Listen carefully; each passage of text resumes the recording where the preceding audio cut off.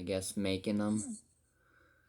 You could make them, right? Maybe you could ask the English person how they made these, and you could make them yourself. Let's say you didn't have any iron to make these with. So let's say I'm the English person and I've brought my sewing kit over from England. You're Powhatan and you really like my sewing kit. What might you ask me to do if you would like my sewing kit?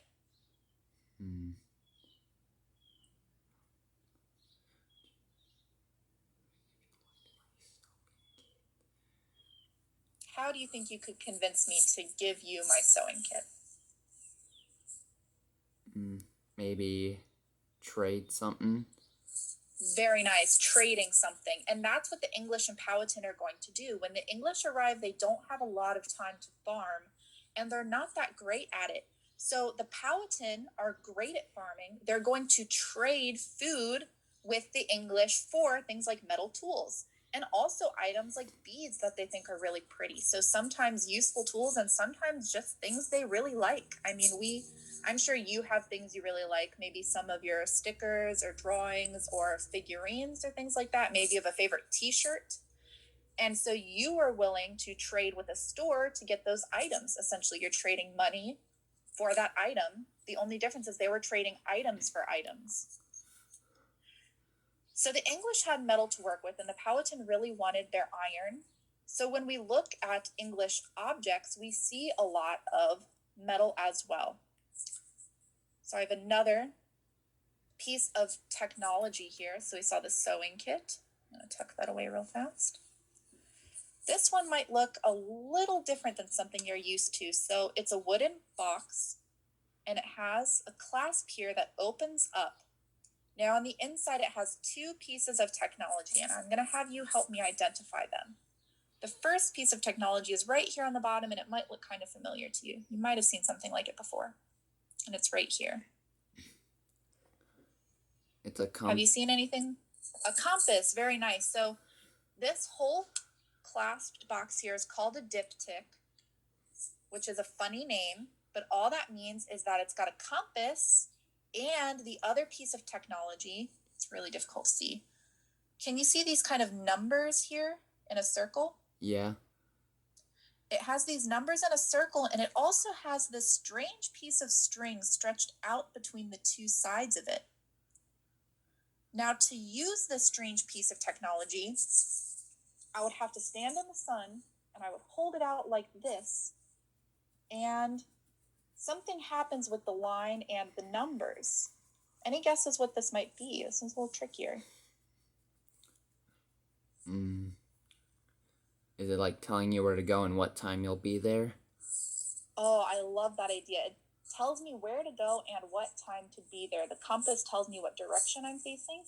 And the sundial, which is what's created by this string and these numbers, tells me what time it is so I can know when to be there. So let's say I'm pointing my compass east. So I know I'm traveling east. And the clock says that it is 10 o'clock. Now, I'm walking east and I travel 2 miles between 10 and 11 o'clock. So in 1 hour, I've traveled 2 miles. So we could say I'm walking 2 miles per hour. If I walk at that same Uh-oh, you're breaking up. speed for 2 hours, so I walk 2 miles an hour, and I walk for 2 hours. So I've traveled for 2 hours. I traveled 2 miles. How many miles do you think I've traveled total? 2 miles. Maybe 1 hour of traveling. So in 1 hour, right, from 10 to 11, I walked 2 miles. Then from 11 to 12, I walked another 2 miles. So we're looking for the total number of miles that I walked. 4 miles. 4 miles, very nice.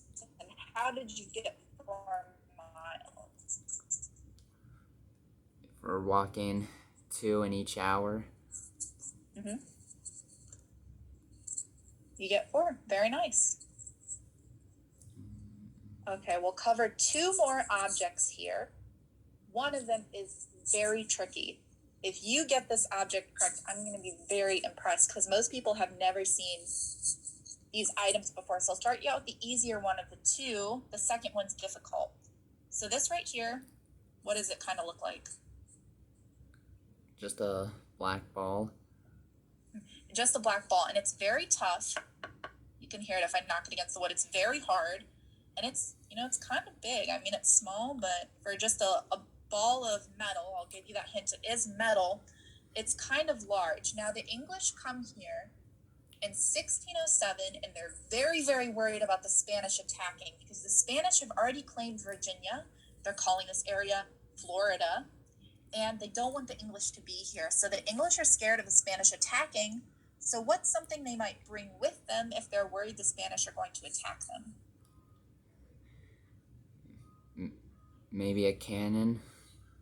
Maybe a cannon. Very nice. Now, I like that you think of cannon because that's going to help us with what this object is. Think of a cannon, but it's handheld. So think of a handheld cannon.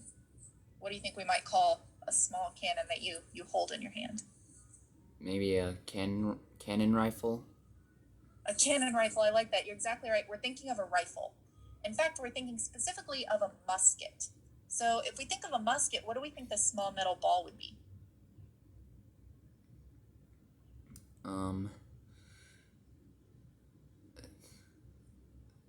So what does a musket use? That might be small like this and metal. A weapon that can hurt the enemy. Yeah, you're exactly right. This is going to be the part that hurts the enemy. It's going to be the bullet. So this is the musket ball. This piece is more difficult. So we're still thinking of a musket. And we're still thinking about how a musket works. So a musket has to fire this musket ball at a very, very, very high velocity. And to do this, there's going to be a small explosion that takes place in the barrel of the musket. And that small explosion is going to shoot that musket ball forward. Now this that I have here, we'll first start with what you think it looks like. So what does this kind of look like? A rope. A rope, you're exactly right. Now, if you were here in person and I was holding this close to your face, you would not like it because this rope is smelly. It smells like vinegar and gunpowder because this rope has been boiled in vinegar and gunpowder. It smells horrible. Why would I want to boil this rope in vinegar and gunpowder? A rope boiled in vinegar and gunpowder. What does gunpowder do? Fill up a gun. It fills up the gun. Right. And what happens? What does it do for the weapon?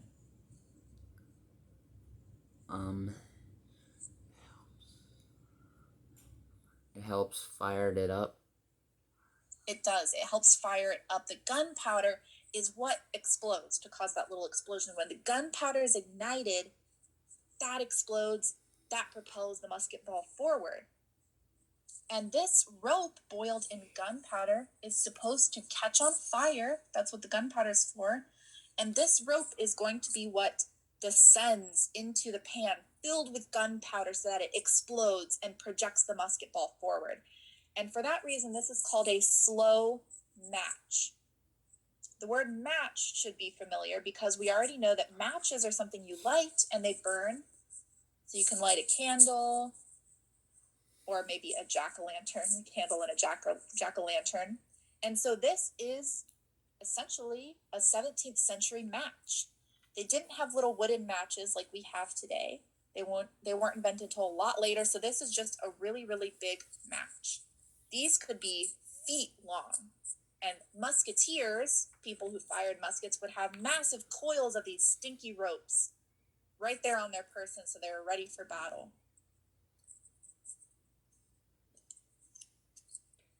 The last object I'll talk about here with you is this right here. Now, this would have been something used in James Fort, and it also would have been brought on the 3 ships that came in 1607. Does it look kind of familiar?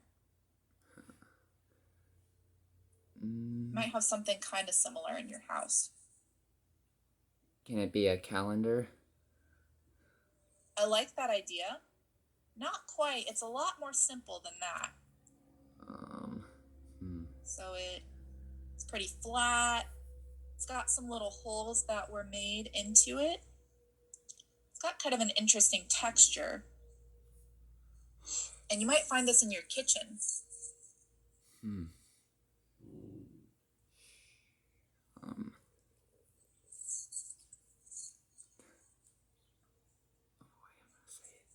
Is it a cookie? It is a cookie. So this is a cookie. It's called a ship's biscuit. And the recipe, if you want to make one with your mom or something, it's very simple. It's just flour, salt, and water. And so it's going to taste pretty bad, right? It's kind of salty bread. But the thing about this cookie is, if I tap it right here, it did not break. This cookie is rock hard, and it's not old. It's intentionally baked to be rock hard. Flour, salt, and water, baked until it's like a rock.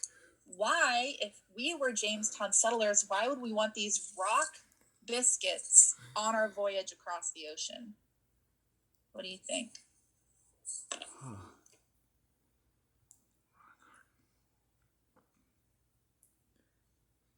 Probably to keep them, to fill them up just in case if they're hungry. Yeah, so it's going to be a long voyage. You're going to get pretty hungry. The voyage is 4.5 months. So that's like from the start of school in August all the way to winter break. That's how long they're on those ships. 4.5 months. You're not going to be able to take a fresh, fluffy biscuit with you, right? What happens if I'm an English settler? I leave London in December. I'm not going to make it to Jamestown until May, and I take like a fluffy KFC biscuit with me, or like a Lee's Famous Recipe biscuit. What's going to happen to it after 4.5 months? It's going to get hard and old. Hard and old and moldy maybe, and there's all kind of rats and stuff on the ship, so I might not even get to eat it. The rats are going to eat it. But if the biscuit or the cookie is dried out completely, no water in it, it won't mold, so it won't go bad. So these biscuits, which are called ship's biscuits at this point in history, but later on you'll hear them called hardtack. These biscuits are dehydrated, which just means all the water's been taken out of them. And that's so they can be preserved. They can last the whole voyage without going bad. These can actually be found by archaeologists today in modern history. And I mean, apart from the fact that they're dirty, they could still, in theory, be eaten. You could still eat these. They last that long. They never go bad. So we moved through quite a few objects here. Towards the end, we have the biscuit, we have the musket ball, the slow match, the diptych. Do you have any questions about any of these objects? Do you think they can still be used today? I do think they could still be used today. You might have a compass. Your mom might have one. Normally it's an application that's already on most cell phones when you get them. And so compasses are still used all the time. In fact, my fiance uses a compass for his job. He's an archaeologist and he uses a compass. You use a sundial. It's just not in this shape anymore. You use a watch, and a sundial is just an old watch. So if you had a sundial, you could keep using it. Bullets are still used today.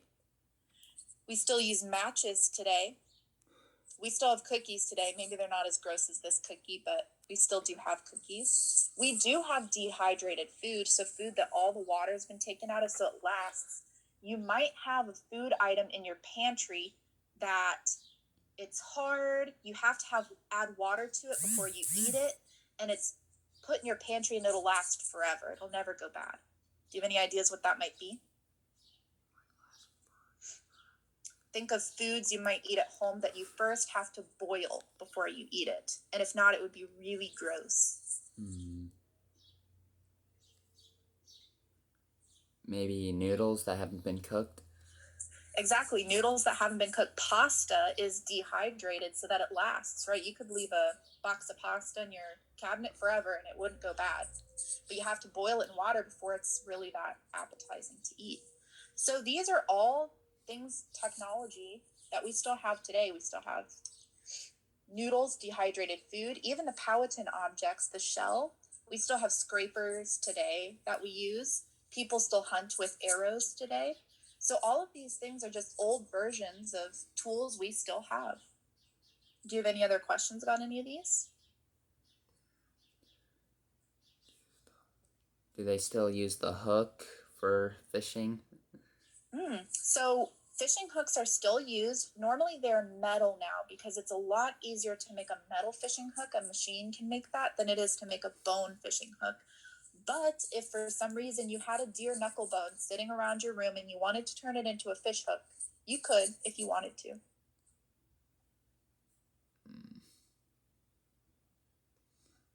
Any other objects you're still curious about? What about the shell scraper? What about those?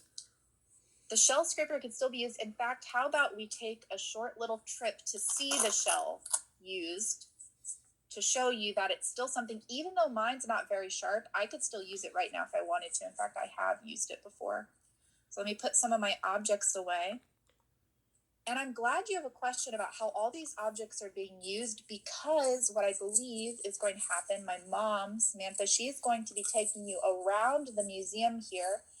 And we have people called interpreters. And what they do is they dress up like they would have in 1607 or 1610. They dress up as Powhatan Indians. They dress up as English settlers. And what they get to do is they get to recreate stuff all the time. So they're out there using stone tools, bone tools, their English iron tools. There might be a blacksmith working today. But their job essentially is to make recreated objects like these and use them every single day. So they still work. Let's see.